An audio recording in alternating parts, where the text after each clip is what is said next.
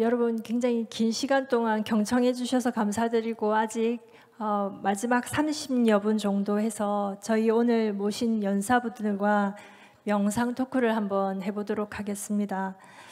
아마도 오늘 저희 4가지 발표 내용 중에서 모든 걸 관통하는 키워드 2가지가 수행과 명상이라는 키워드가 아닐까 싶습니다.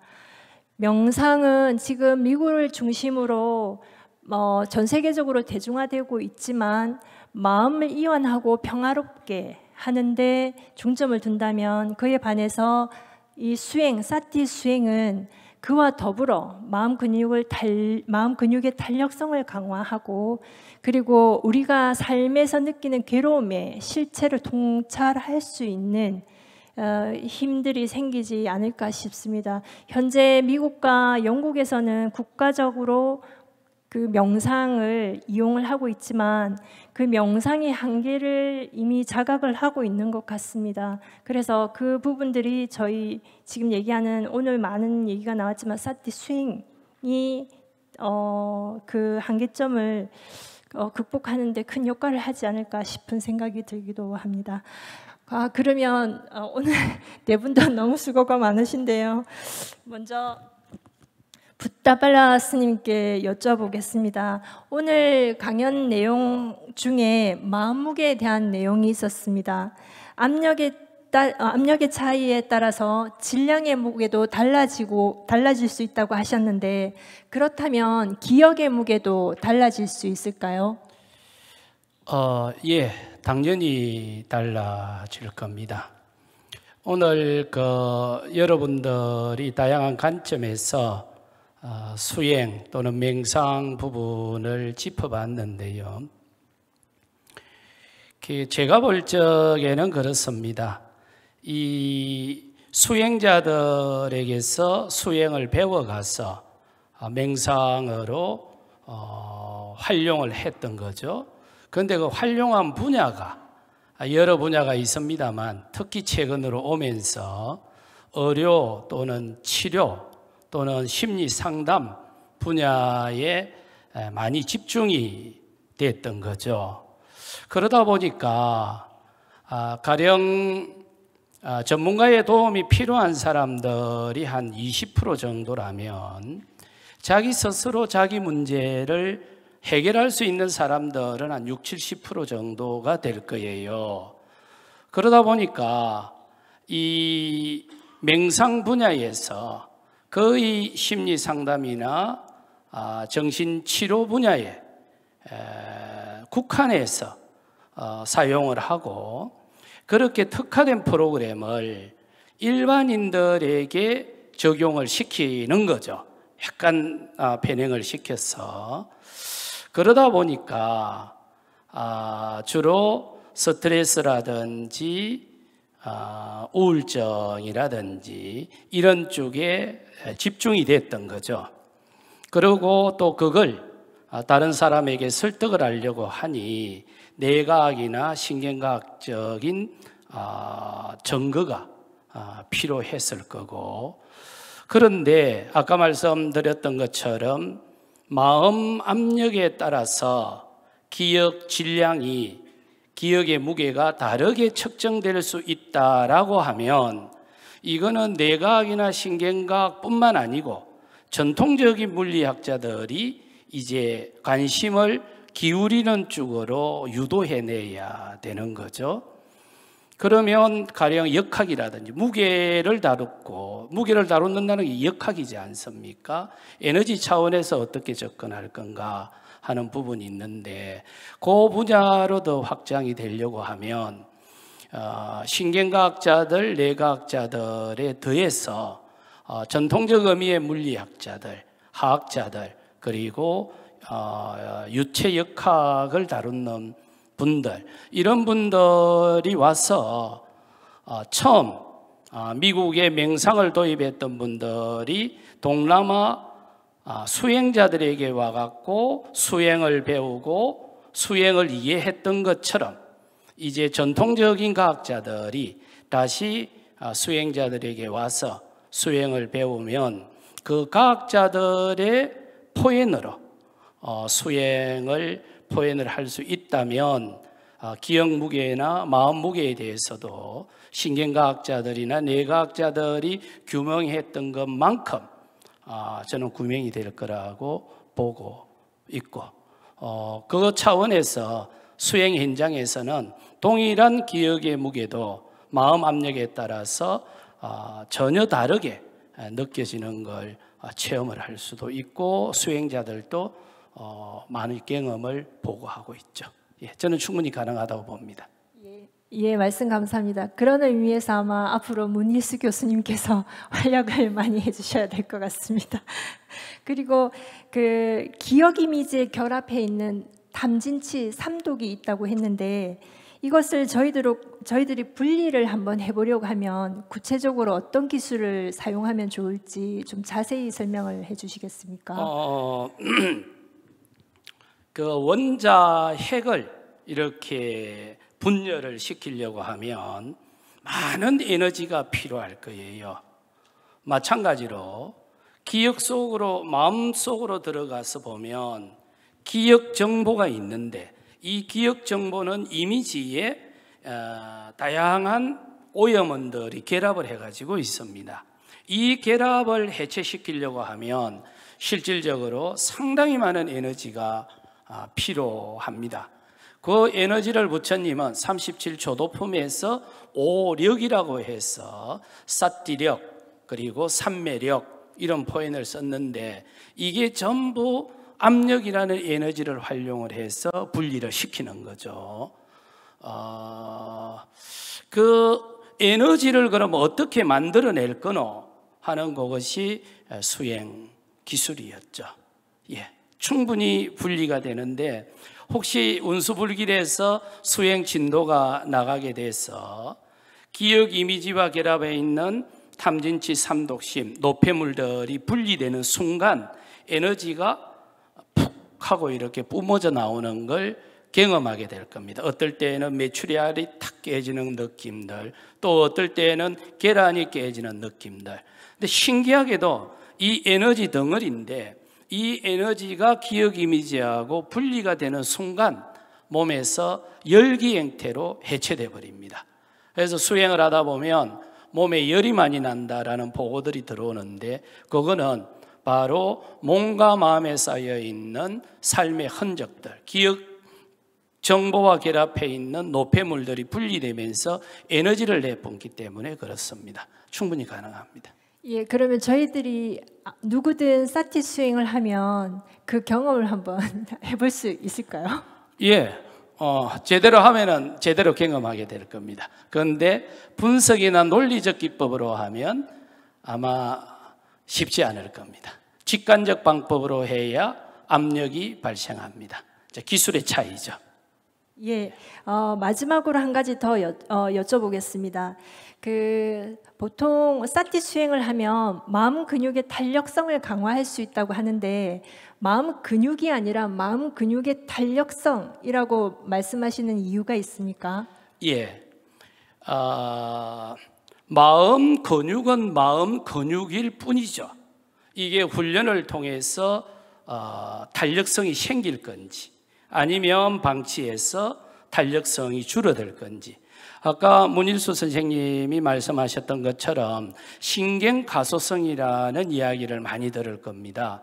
그런데 부처님은 마지마니까야 대강경에서 마음가소성이라는 표현을 씁니다. 그러니까 자주 사유하고 숙고된 마음은 생각들은 마음속에 잠재의식으로 남는다 이렇게 했거든요. 이걸 오늘날 현대용어로 옮기면 이게 마음 가소성이에요. 그렇다면 이거는 탄력성이라는 좀 더 구체적 용어를 써줘야 실질적으로 대중들이 인지도가, 이해도가 높아질 걸로 봅니다. 이게 팔 근육을 강화시키는 거하고 마음 근육을 강화시키는 메커니즘은 동일합니다. 아마 요즘에 쓰는 리질리언스라는 단어와 많은 연관성이 있다고 생각합니다. 감사합니다. 다음에는 문일수 교수님께 여쭤보겠습니다. 참고로 문일수 교수님께서는 우리나라에서 사티 수행도 하시면서 뇌과학을 함께 연구하시는 분입니다. 교수님, 사티 신경에 대한 구체적인 뇌 구조에 대해 한 말씀 해주시겠습니까? 예, 사티가 알아차림이잖아요. 알아차림은 감각을 받아들여 가지고 그것을 아는 것, 인지하는 것이니까 그 인지는 분명히 전전두엽의 기능입니다. 그래서 알아차림 기능은 전전두엽의 기능이다. 전전두엽에 있다. 그런데 전전두엽에 구체적으로 어떤 기능일까? 어떤 뇌신경망일까? 자, 그거는 경전에 보면 아까 설명을 했지만은 운다나 브라마 경에 부처님이 설한 것으로는 감각 기능이 이제 뇌로 들어와서 전전두엽으로 올라가는 과정에 의근한테 포섭이 되고, 의근은 사띠로 전달을 하고, 사띠에는 반야는 그 경에서는 빠졌습니다만은 그 위에 해탈은 열반으로 전달한다. 그렇게 설명을 하시거든요. 그 의근부터는 전전두엽입니다. 그러니까 전전두엽이 의근, 사띠, 반야, 비무띠, 해탈, 너바나, 열반 이렇게 층계층계로 점점 더 고위로 올라간다. 점점 더 높은 단계로 올라간다. 이 계층 구조로 되어 있다는 것을 설명하는 것이거든요. 그 계층 구조라는 게 우리가 뭐 단순하게 계단 올라가듯이 아니면 2층, 3층 이렇게 돼 있다고 보면은 너무 순진한 생각이고요. 이게 내가 연결되어 있는 신경회로가 연결되어 있는 거가 11차원으로 연결되어 있다고 그럽니다. 우리가 3차원은 뭐 공간이니까 이해가 가죠. 4차원만 돼도 뭐 시간을 넣어가지고 4차원이라 그러는데 그거 말고요. 그냥 공간적인 연결이 4차원이고 그게 5차, 6차 쭉 올라가지고 11차원까지라는 겁니다. 그건 상상을 할 수가 없을 정도로 복잡하게 연결되어 있는 그 구조 속에 알아차림도 일어나고 해탈열반도 일어난다. 그 구조 속에 그 오염원도 끼어들어 있다. 그렇게 뇌과학적으로는 설명을 할 수가 있거든요. 그 11차원으로 연결된 무지무지 복잡한 신경회로 속에 활동 전이가 왔다 갔다 하면서 어떤 뇌활성을 일으키는데 그것이 마음이라는 것을 만들어내는데 부타팔라 스님은 마음 공간이라는 개념을 제시를 하시고 그 마음 공간에 알아차림이라는 기능도 있다. 그 마음 공간이 압력이 차진다. 마음 공간에 압력이 차진다. 그래서 물리 또 화학적으로 마음 오염을 떼낼 수도 있다. 이런 말씀을 하시는데 그거는 이제 수행자의 입장에서 수행자가 느끼는 그런 현상이지요. 저는 솔직하게 과연 그런 마음 공간이 있을까 하는 것부터 저는 의문시하고는 있습니다. 과연 스님이 느끼는 그 마음 공간이 그다음에 거기에 압력이 차진다는 그 압력이라는 게 뭘까? 그걸 이제 저는 그 스님의 어떤 수행 진보만큼 나가지를 못했으니까 그런 거를 못 느껴서 참 안타까운데 그거를 느껴보기 위해서 지금 열심히 노력하고 있는 거고요. 그래서 그걸 느끼게 되면은 보다 더 정확하게 설명을 할 수 있겠지만은 지금은 그게 뭘까? 분명히 이렇게 느끼는 거기 때문에 있는 거가 참인지 참이 아닌지를 떠나가지고 그렇게 느낀다면은 뭔가 그건 하여간에 거짓은 아니잖아요. 사실이잖아요. 단지 내 과학자의 그 언어로서 어떻게 표현할까? 뇌신경회로의 전기 활성, 활동 전이가 흐르는데 그게 뭐 더 빨리 흐르게 압력을 가하는 걸까?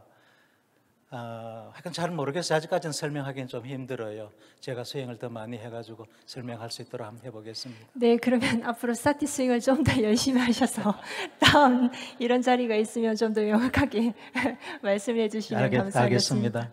예, 감사합니다.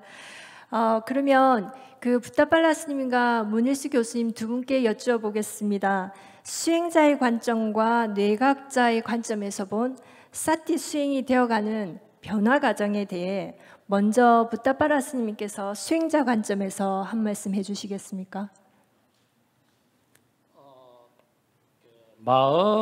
마음에 확실히 자유로워지는 걸 경험할 수가 있습니다. 가령 옛날 같으면 짜증이 일어났을 때 짜증 때문에 한 3일씩 낑낑댔다면 마음 근육의 탄력성이 커지고 나서는 한 2, 30분으로 줄어들었다는 거죠. 그것이 3일 동안 낑낑댔을 때와 30분으로 낑낑댄다면 이게 엄청난 자유로움이죠. 그 자유로움만큼 마음이, 삶이 조금은 여유로워지더만요. 저는 수행을 통해서 옛날 오래된 노보살님들 만나면 그래 좀 안 만날라 하는데 그럼 또 그러십니다. 저는 스님 수행이 뭔지 잘 모르겠는데 스님 변한 걸 보면 수행이 확실히 좋은 것 같습니다 하거든요. 그래서 이리 가다 노보살님들, 오래된 노보살님들 보면 눈을 좀 피하거나 다른 이야기 하거나 하고는 얼른 가버립니다. 그래서 제가 좀 별났습니다. 그런데 확실히 삶이 여유로워졌는데 그 여유로움이 접촉 다음에 어떤 마음이 안 일어난다는 것이 아니고 일어나는 순간 알아차리고 빠져나올 수가 있었는데 그 빠져나온다는 말을 오늘날 정치적 용어는 자유일 거고 전통적인 불교 용어로는 해탈이었습니다. 그것이 어떻게 뇌과학적으로 신경과학적으로 메커니즘이 있는지 그거는 또 저희들이 잘 모르죠. 그거는 또 전문가 문일수 선생님이 설명을 하시겠지요. 예, 그러면 문일수 교수님께서 한번 설명을 해주십시오. 예, 강의에서도 제가 설명했습니다만은 신경회로를 자주 사용하면은 그 신경회로가 강해지잖아요. 강해지는 거를 강화, 그러니까 연결이 강해지는 겁니다. 구체적으로 보면은 연접이 더 강해진다 그렇게 볼 수가 있는데. 그 연접이 강해지는 것을 강화, 영어로 하면은 potentiation, 장기적으로 강화되면은 좋겠죠. long term potentiation 해가 LTP라 그러고, 그러니까 그 사티 수행을 자주 하면은 그 사티 신경망이 11차원으로 펼쳐져 있는 그 11차원의 공간에 펼쳐져 있는 사티 신경망에 있는 그 많은 연접이 시냅스가 강화된다 그런 현상이 일어나는 거고요. 그런 과정 중에 오염신경은, 오염도 마음이잖아요. 탐진치도 마음이거든요. 그런 신경회로가 있다는 거죠. 그 신경회로는 약해지더라.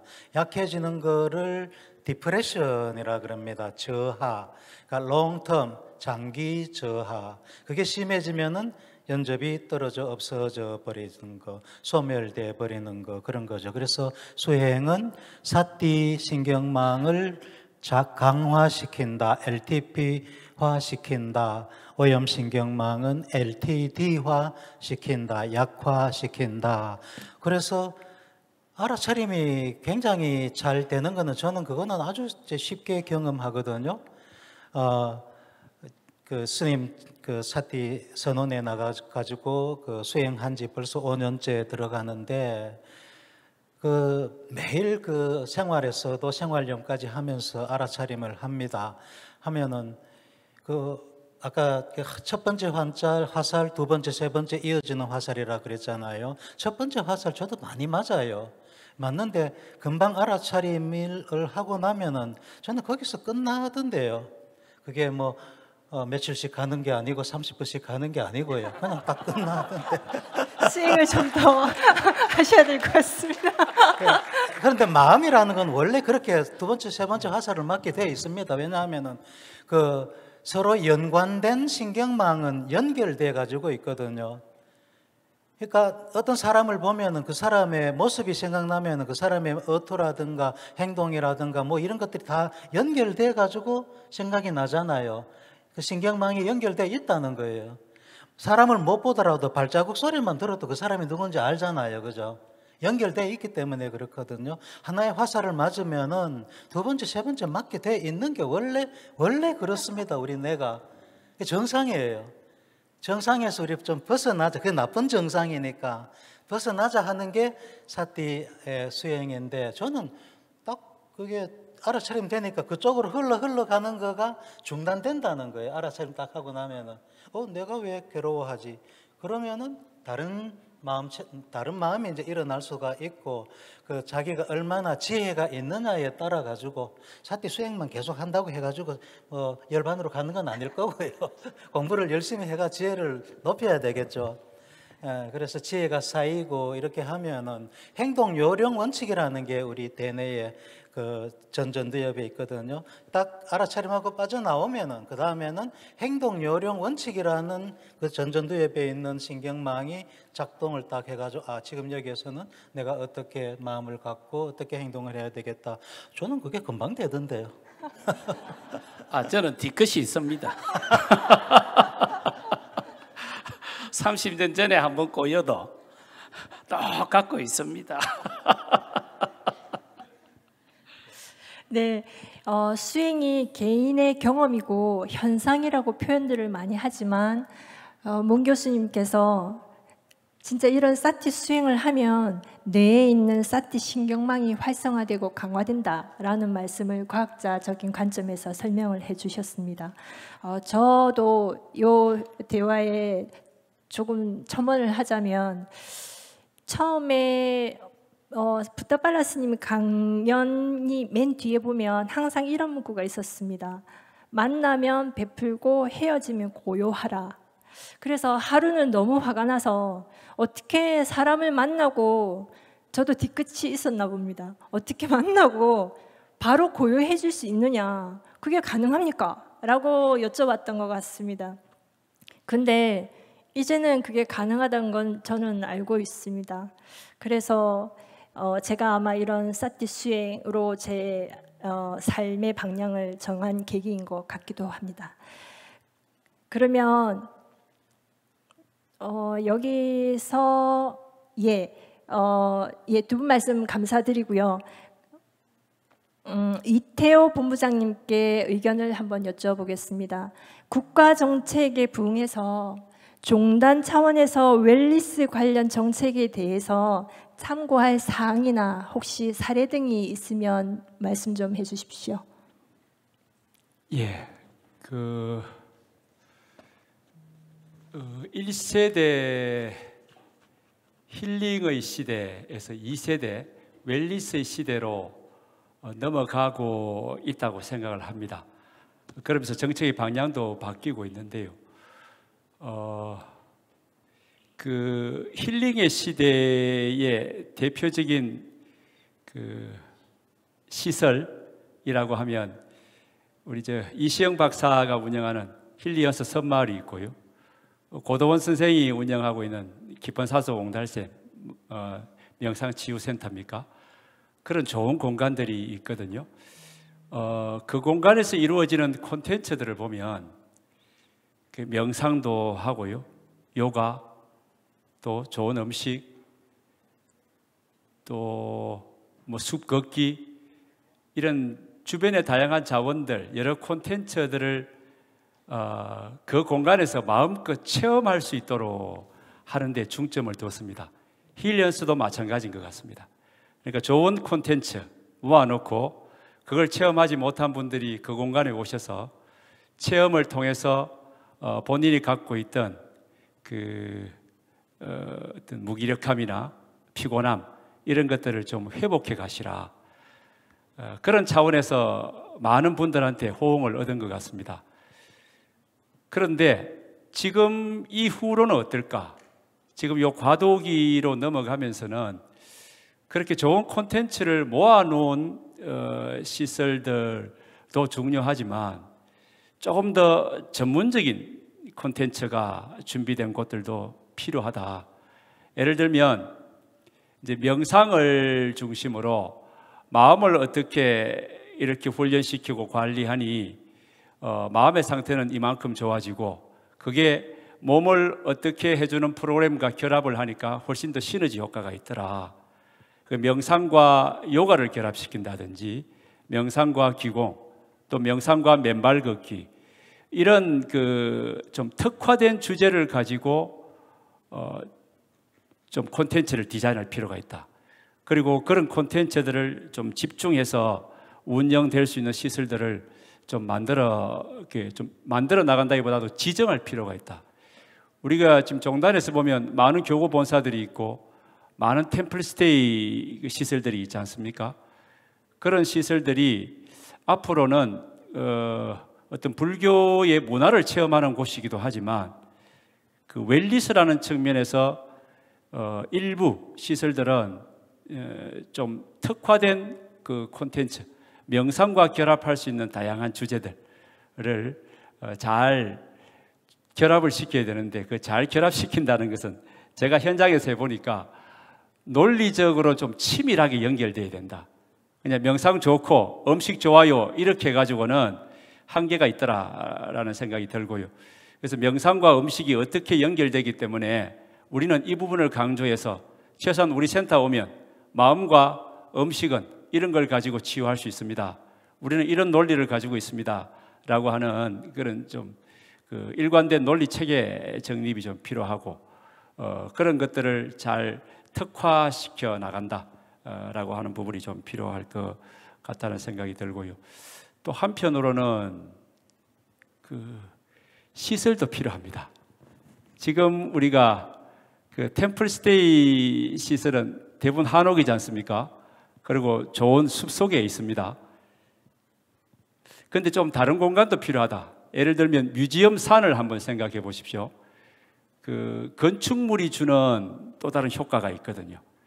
그래서 건축, 자연 이런 것들을 함께 고려한 그 좀 다른 컨셉의 명상 센터 시설들도 좀 필요하지 않을까, 그런 생각을 해서 그런 부분들을 고려해서 종단에서 명상을 중심으로 우리가 사회적 역할을 하자라고 했을 때 웰니스적인 측면에서 한번 결합해 보는 것도 정부 정책의 여러 자산들을 활용할 수 있지 않을까, 그런 생각이 듭니다. 이상입니다. 예.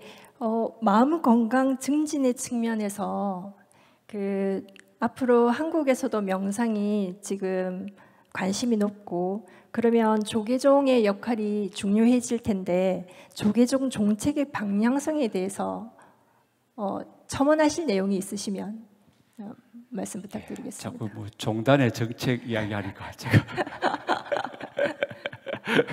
그냥 편하게 제 경험을 말씀을 좀 드리면, 그 명상에 대한 좀 정밀한 이론 체계가 필요하겠다. 그냥 명상을 지금까지 보면 그냥 이렇게 하라라고 하는 기술 수준에서 많이 접근을 하거든요. 많은 센터를 가보면 이런 명상 저런 명상 기술 중심의 체험들이 줍니다. 그런데 그 앞으로는 마음은 이렇게 생겨 먹었고 기억 무게가 어떻고 마음 무게가 어떻고 마음 근육의 탄력성, 이런 구체적인 용어들을 가지고 마음을 정밀하게 설명할 수 있어야 되고, 그 설명된 이론을 가지고 실기체 시스템을 만들어야 되고, 그걸 이제 좀 오신 분들이 체험할 수 있는데, 그 부분이 우울증에는 어떻게 효과가 있고, 또 예를 들면 뭐 분노 조절 이런 부분에서는 어떻게 효과가 있는지 하는 것들을 좀 정밀하게 이론을 따져볼 필요가 있겠다. 그래서 첫 번째는 명상에 대한 이론 체계. 예를 들면 지금 우리가 여기서 많은 이야기들이 나오고 있는 8정도 수행 체계라고 하는 정도의 이론 체계가 있어야 된다. 그걸 가지고 조금 더 대중화시킬 수 있도록 노력해야 될 필요가 있다고 생각을 하고요. 두 번째는 그런 이론을 가지고 우울증과 어떻게 결합을 할 건지, 분노와 어떻게 결합을 할 건지, 외상 후 스트레스와는 어떻게 결합을 할 건지 하는 부분들에 대한 이 부분들을 조금 더 정밀하게 이론화시키고 연구가 필요하고 그런 곳들을 시범적으로 운영할 수 있는 시설을 지정할 필요도 있다. 그렇게 생각을 해봅니다. 예, 제 소견이었습니다. 예, 정책 부분에 대한 말씀 감사드립니다. 그러면 마지막으로 붓다바라스님께 의견 부탁드리고 싶습니다. 명상 혹은 이 수행이 앞으로 어떤 흐름으로 진행될지 고견 부탁드리겠습니다. 둘러서 이야기할까요? 직설적으로 이야기할까요? 스님 스타일로 해주시면 되겠습니다. 그럼 요 판께 낀데, 예, 제 스타일대로 하지요. 춘향가 판소리 춘향가를 남아프리카 케이프타운 대학에서 전공을 했다라고 하면 그게 좀 정상적으로 안 될 건 아닙니다.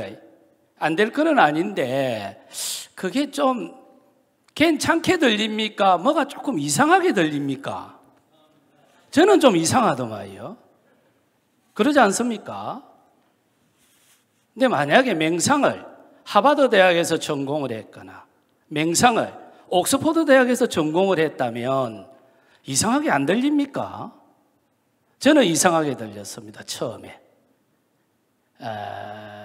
제가 바라보는 지점이 바로 이 지점입니다. 지금 조계종은 맹상 콘텐츠를 개발해서 인류의 자유와 진보에 기여하겠다 하고 이제 시작을 했습니다. 그런데 처음에 미국에서 마인드풀리스를 동남아 스님들한테 배워가지고 가가지고 기가 막히게 콘텐츠를 만들었고 세계 상품에 성공을 했었죠. 그러는 과정에서 슬로건이 하나 있습니다. 우리는 종교성을 탈피하고 세속주의를 추구한다. 그런데 그 말의 핵심 키워드는 맹상을 교환가치, 즉 상품화시키겠다라는 말의 다른 포인트였습니다. 그냥 수행만 하면 되지 수행한다고 해서 불교 믿으라고 하지 않습니까? 그런데 거기에 종교성을 배제한다는 등 세속주의로 추구한다는 등 이런 수식어가 들어갈 이유가 없습니다.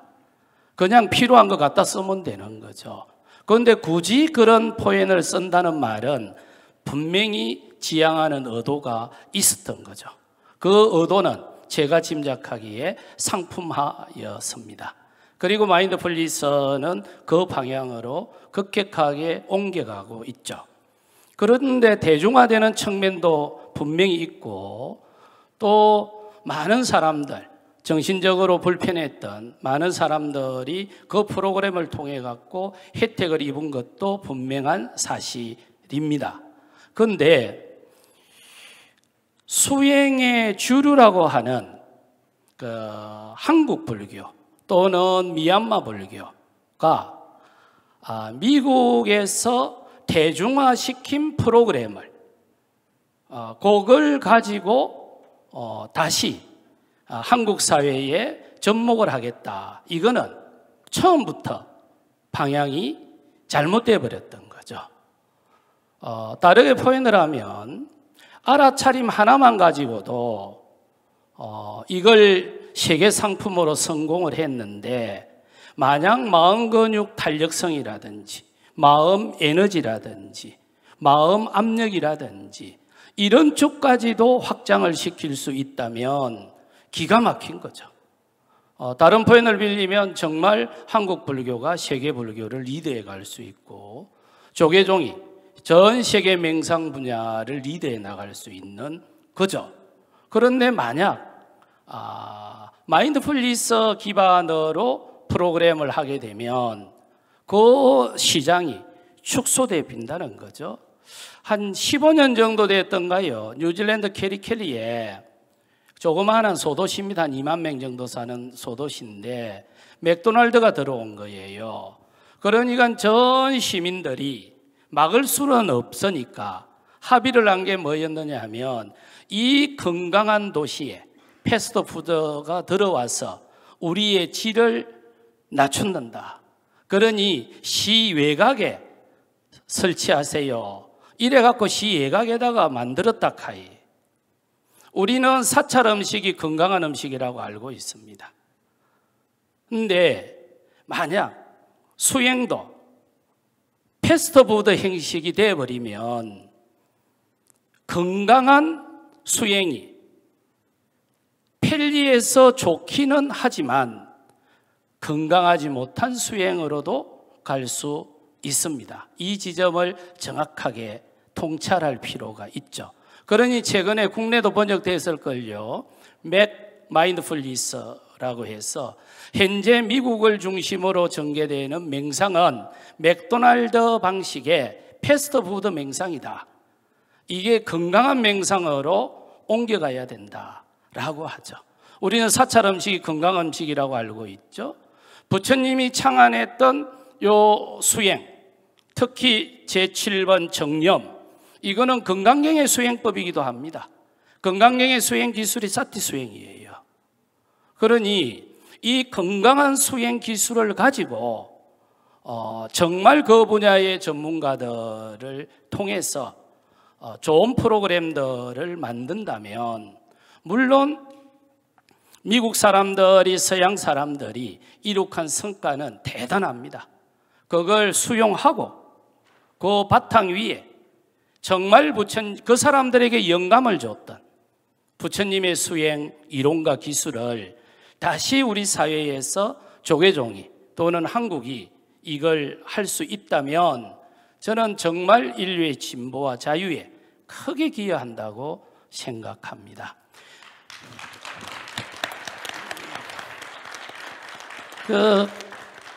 간단합니다. 세상의 룰은 살아보니까 하나도만요.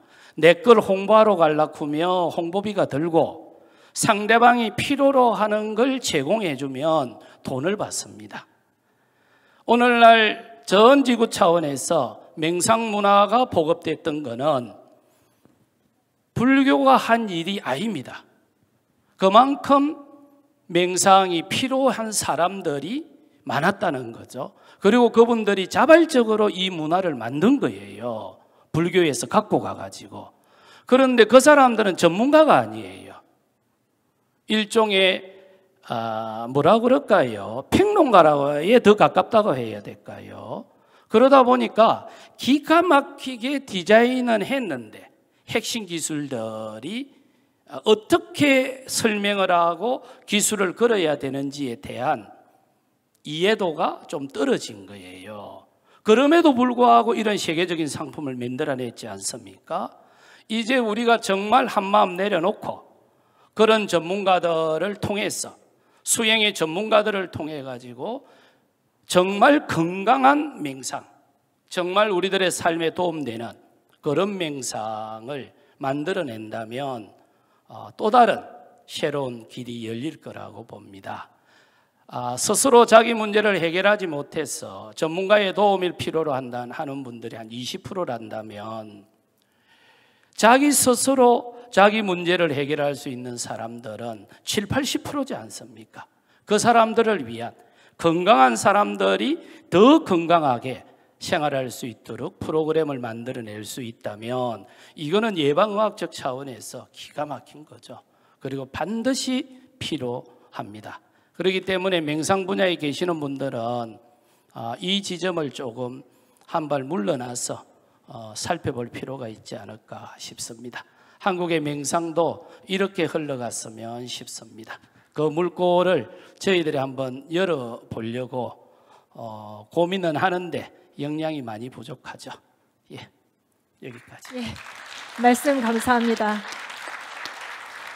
오늘 강연 및 명상 토크 패널 분들께 다시 한번 감사드리며 큰 박수 부탁드리겠습니다. 그리고 감사한 분 한 분 더 소개해드리겠습니다. 황용옥 대표님께서 불교는 깨달음의 과학이라는 한국판 90권, 영문판 80권 보시해 주셨습니다. 감사합니다. 이제 100세 시대입니다. 그리고 불안의 시대이기도 하고요. 이때 우리가 100세를 살 때 이 불안 시대를 살아가면서 마음을 관리하는 기술, 명상 그리고 수행, 그 기술 하나쯤은 익혀 가시길 바라겠습니다. 오늘도 오전 오후 긴 시간 함께 해주신 많은 참석자 여러분들께 감사드리고 명상 토크를 끝으로 컨퍼런스 3일차 마무리하도록 하겠습니다. 다 같이 박수 한번 쳐주시기 전에 오늘 이 행사를 준비해 주신 관계자분들께도 큰 박수 한번 부탁드리고 싶습니다. 예, 오늘 참여해 주신 모든 분들께 감사드리고 이상으로 마지막 컨퍼런스 3일차를 마무리하도록 하겠습니다. 감사합니다.